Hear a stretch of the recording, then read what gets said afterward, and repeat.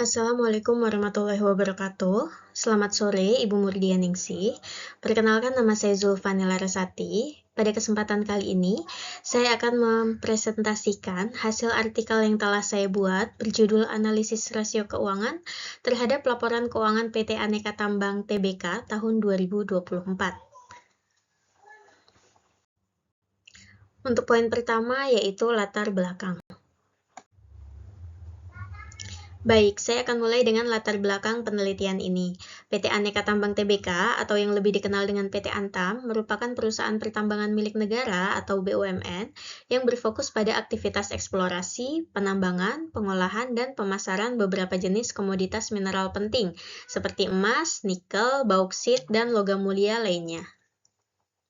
Antam telah tercatat di Bursa Efek Indonesia sejak tahun 1997 dengan kode sahamnya ANTM. Sebagai salah satu perusahaan BUMN strategis, Antam memegang peranan penting dalam industri pertambangan nasional. Sektor pertambangan memiliki kontribusi yang sangat besar terhadap perekonomian Indonesia. Sektor ini berkontribusi pada produk domestik bruto atau PDB, penerimaan negara, dan tentunya menciptakan lapangan kerja yang luas. Namun, sektor pertambangan juga menghadapi berbagai tantangan. Di antaranya adalah fluktuasi harga komoditas dunia yang sangat dinamis, dinamika pasar internasional yang terus berubah, serta kebijakan hilirisasi pemerintah yang bertujuan meningkatkan nilai tambah produk komoditas di dalam negeri sebelum diekspor. Dengan adanya persaingan yang ketat dan perubahan pasar yang sangat dinamis, evaluasi kinerja keuangan menjadi hal yang sangat krusial. Analisis ini penting bukan hanya untuk manajemen perusahaan, tetapi juga untuk berbagai pemangku kepentingan seperti investor, kreditur, dan pemerintah dalam menilai aspek likuiditas, solvabilitas, dan profitabilitas PT Antam. Laporan ini secara khusus menyoroti adanya pertumbuhan kinerja keuangan PT Antam tahun 2024 yang meliputi peningkatan penjualan, laba bersih, aset, dan ekuitas. Oleh karena itu, analisis lebih lanjut diperlukan untuk menguji apakah pertumbuhan ini juga diikuti dengan peningkatan efisiensi operasional, kemampuan perusahaan dalam memenuhi kewajiban keuangan, serta kemampuannya menghasilkan laba secara optimal. Yang kedua, metodologi dan pemrosesan data. Berikutnya, saya akan menjelaskan metodologi yang digunakan dalam analisis ini. Metode penelitian yang saya gunakan adalah metode deskriptif kuantitatif, dengan pendekatan analisis rasio keuangan untuk mengukur kinerja keuangan Antam tahun 2024. Sumber data utama diperoleh dari laporan keuangan konsolidasi yang telah diaudit dan dipublikasikan untuk periode berakhir pada 31 Desember 2023 dan 31 Desember 2024. Data ini saya akses dari situs resmi Bursa Efek Indonesia, idx.co.id, dan situs resmi PT Aneka Tambang Tbk. Teknik pengumpulan data yang saya gunakan yaitu studi dokumentasi melalui laporan keuangan dari situs resmi tersebut, sehingga memungkinkan analisis menyeluruh terhadap angka-angka keuangan yang relevan. Dalam proses pengolahan data, saya melakukan 3 langkah utama. Pertama, identifikasi komponen keuangan utama seperti aset lancar, liabilitas, ekuitas, penjualan, dan laba bersih. Kemudian kedua, perhitungan rasio. Di sini saya menggunakan current ratio untuk mengukur likuiditas, debt to equity ratio untuk mengukur solvabilitas, serta ROA dan ROE untuk mengukur profitabilitas menggunakan rumus standar akuntansi. Yang ketiga, analisis komparatif, di mana hasil perhitungan dari tahun 2024 itu dibandingkan dengan tahun 2023, serta standar industri yang berlaku. Tujuan dari perbandingan ini adalah untuk menilai tren dan efisiensi kinerja keuangan Antam secara objektif. Yang ketiga, hasil analisis. Baik, sekarang kita masuk ke bagian hasil analisis.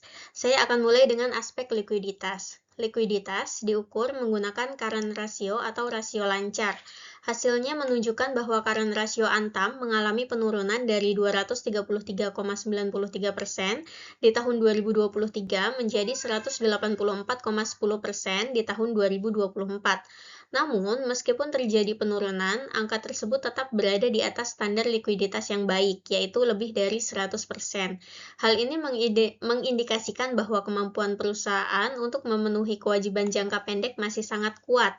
Artinya, setiap satu rupiah hutang jangka pendek dijamin oleh 1,84 aset lancar, kondisi yang sangat sehat. Penurunan current ratio ini terutama disebabkan oleh turunnya aset lancar, terutama kas yang mencerminkan adanya pengeluaran atau investasi signifikan selama periode tersebut. Selain itu, kenaikan liabilitas lancar juga turut berkontribusi pada penurunan CR. Ini menunjukkan bahwa perusahaan mungkin mengandalkan pembiayaan jangka pendek untuk mendukung operasional atau ekspansi. Selanjutnya, aspek solvabilitas. Solvabilitas diukur menggunakan debt to equity ratio atau DER. Rasio DER Antam menunjukkan peningkatan dari 37,50% di tahun 2023 menjadi 38,27% di tahun 2024. Meskipun meningkat, struktur modal tetap konsisten dalam kategori konservatif, karena DER masih jauh di bawah ambang batas aman, yaitu 100%. DER yang rendah ini menunjukkan bahwa perusahaan memiliki stabilitas keuangan yang kuat untuk mengelola kewajiban jangka panjang tanpa terlalu bergantung pada utang dari pihak eksternal. Dengan rasio ini, Antam mencerminkan kemampuan untuk menghadapi risiko finansial dari hutang secara aman dan memberikan kepercayaan kepada investor dan kreditur. Berikutnya yaitu aspek profitabilitas.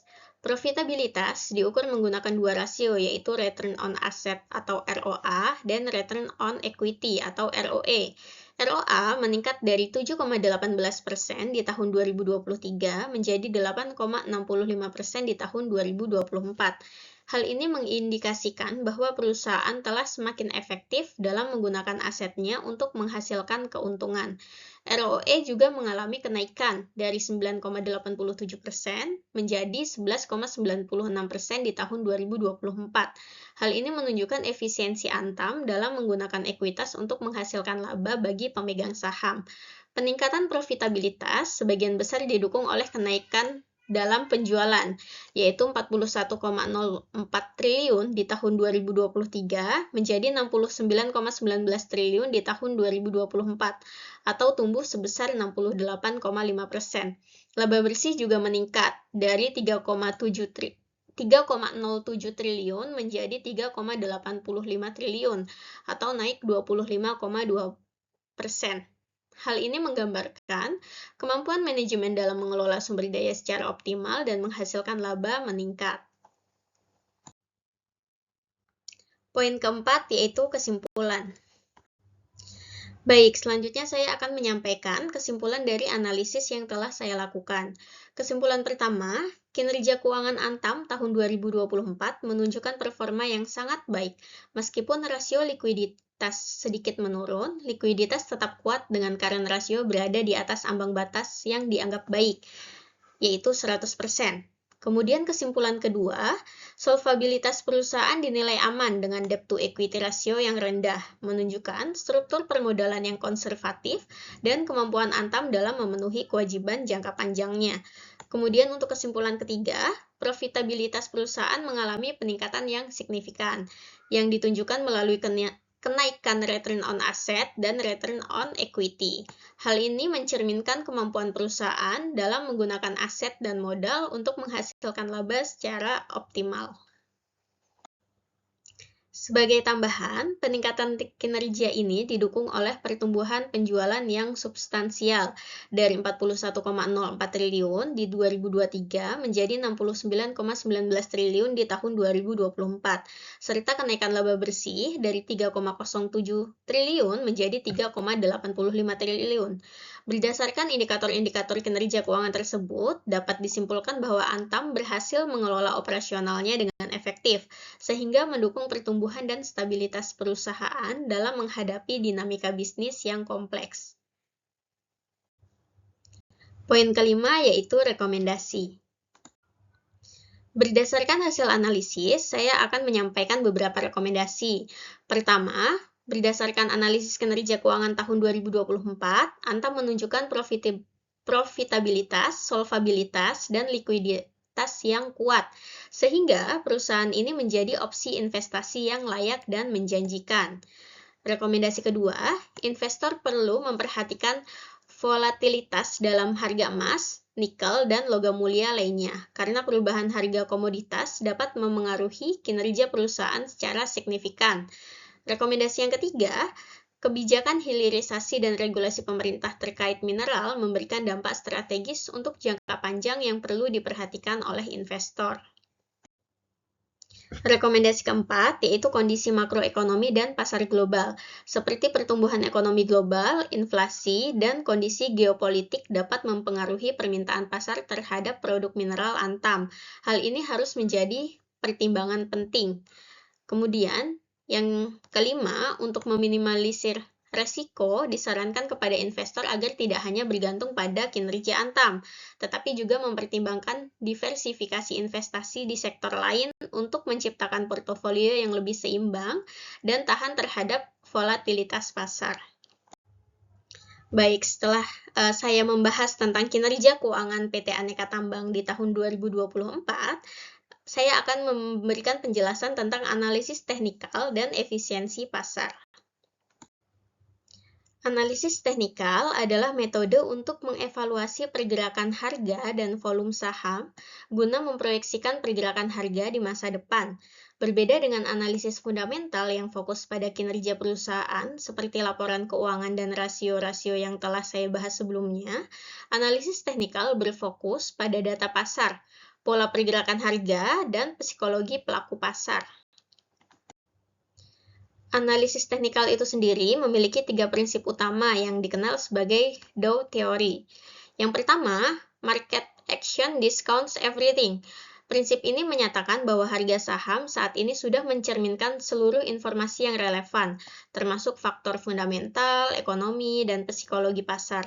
Jadi, segala sesuatu yang dapat mempengaruhi harga sudah terbaca dalam harga itu sendiri.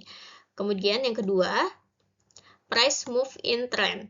Harga cenderung bergerak mengikuti pola tertentu atau tren yang bisa berupa uptrend atau tren naik dan downtrend atau tren turun, serta sideways atau bergerak mendatar, mencerminkan arah pasar yang berkelanjutan.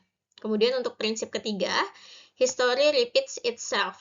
Psikologi pasar dianggap berulang, sehingga pola pergerakan harga di masa lalu cenderung dapat terjadi lagi di masa depan, sesuai pola yang pernah terjadi. Ini karena perilaku manusia dalam menghadapi situasi pasar cenderung konsisten. Dalam analisis teknikal, ada 2 konsep penting yang sering digunakan, yaitu support dan resistance. Support adalah level harga yang diperkirakan akan menghentikan penurunan harga lebih lanjut. Pada level ini, tekanan beli yang kuat biasanya muncul, menciptakan potensi untuk harga kembali naik. Kemudian resistance itu kebalikannya. Level harga yang diperkirakan akan menghentikan kenaikan harga lebih lanjut. Jadi di titik ini tekanan jual biasanya menjadi sangat kuat, sehingga harga cenderung tidak dapat terus naik.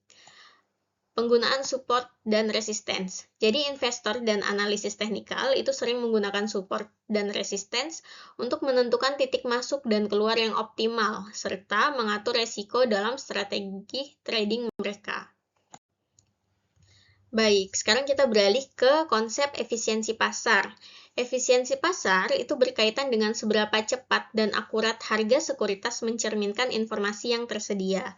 Pasar dikatakan efisien jika harga-harga sekuritas yang ada sudah mencerminkan seluruh informasi yang relevan. Sebaliknya, pasar dikatakan tidak efisien jika pelaku pasar masih bisa mendapatkan keuntungan berlebih atau abnormal return dalam jangka waktu lama karena ada informasi yang belum tercermin dalam harga. Jadi ada 3 bentuk efisiensi pasar. Yang pertama bentuk lemah atau weak form. Pada bentuk ini, harga sekuritas saat ini telah mencerminkan semua informasi historis. Dengan kata lain, analisis atau data masa lalu seperti pergerakan harga tidak berguna untuk memprediksi harga di masa depan. Yang kedua, bentuk setengah kuat, semi-strong form. Pasar mencerminkan semua informasi publik yang tersedia, termasuk laporan keuangan, pengumuman dividen, atau berita ekonomi. Pengujian untuk bentuk ini seringkali melibatkan studi atas peristiwa tertentu atau event study. Kemudian, yang ketiga, bentuk kuat atau strong form. Semua informasi, baik yang bersifat publik maupun private, sudah tercermin dalam harga. Situasi ini sangat sulit dicapai mengingat adanya informasi rahasia yang mungkin tidak tersedia bagi semua pelaku pasar.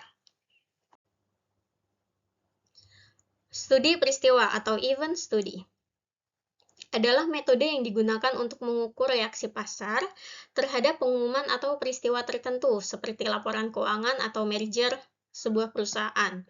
Pergerakan harga sebelum dan sesudah peristiwa dianalisis untuk mengetahui kandungan informasinya. Jika harga langsung mencerminkan informasi baru tanpa mengalami abnormal return yang berkelanjutan, maka pasar dianggap efisien dalam bentuk setengah kuat. Perbedaan signifikan antara hasil normal dan abnormal setelah pengumuman menunjukkan adanya informasi yang relevan bagi pelaku pasar. Baik, sekarang kita akan membahas tentang bagaimana hubungan antara analisis teknikal dan efisiensi pasar.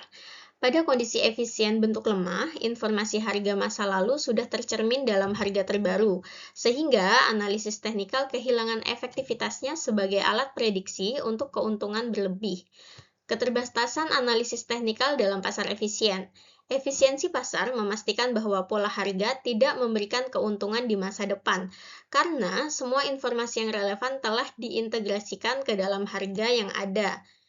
Teori hipotesis pasar efisien. Hubungan antara analisis teknikal dan efisiensi bentuk lemah menunjukkan bahwa keuntungan abnormal menjadi tidak mungkin karena data historis telah sepenuhnya terakomodasi dalam harga sekarang.